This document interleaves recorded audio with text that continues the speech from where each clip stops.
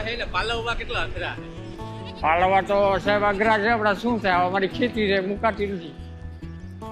સાણંદ જેવા પાછા વળ્યા. હવે અત્યારે આમ કચ્છમાં જાય છે, આમ ભચવતલા આગળ વગડો જંગલ નો હોય, કચ્છમાં જાય નખત્રાણા બાજુ જાય. કોઈ ઘરે રહી જાય. હવે ચોમાસું થાય એટલે ચોમાસાના 4 મહિના રહે, વળી પાછા દિવાળી વર્તા થઈ જાય. બરોબર, આમાં રખડ જ કરવાનું આ માલને બચાવવા માટે.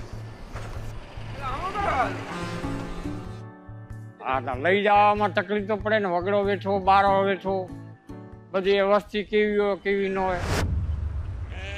અને હવે અમારો ધંધો છે એટલે આમને હવે ખેતી કર્યા કરી, બીજું શું થાય. રોજનું તો 30-35 કિલોમીટર હાલી. રાત તો વગડામાં જ્યાં ટાઈમ છે જ્યાં રોકાઈ જાય. આશરે તો હવે કોઈને પાસે 500 હોય, કોઈને પાસે 300 હોય, 400 હોય, એવા હોય બધા. અને આ બધા કેટલા દૂધ આપે? હા, દૂધ આપે. આ એક કેટલું દિવસનું કેટલું દૂધ આપતું હોય છે? હવે દિવસમાં તો કોઈ લીટર કાઢે, કોઈ 1.5 લીટર કાઢે, એવું બધું. બચુડીના જવરણ વધારવા, બચુડી મોટા કરવા.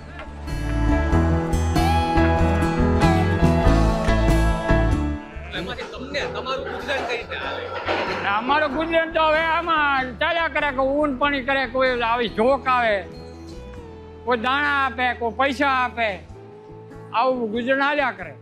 પછી આની ઊન થોડી ઘણી વેચાય, એના પૈસા આવે. ભલે ઊન આવી